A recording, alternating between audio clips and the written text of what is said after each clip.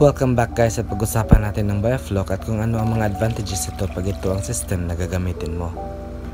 Isa sa mga advantages ng system na to guys is kayang-kaya natin itong i-set up kahit sa backyard natin.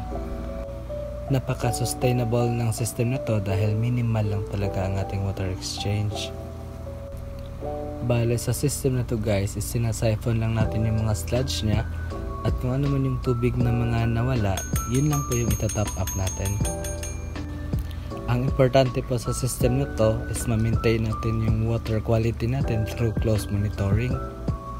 Approximately nasa 9 cubic meters yung capacity ng tank natin guys, at nakapag-stocking tayo dito ng 2,500 na mga red tilapias. At isa sa kagandahan sa system na to guys is hindi ito capital intensive katulad ng RAS or recirculating aquaculture system. And I hope sa video na to guys is na-motivate namin kayo na pwede tayong kumita sa pag-aalaga ng tilapia na hindi tayo gumagastos ng malaki.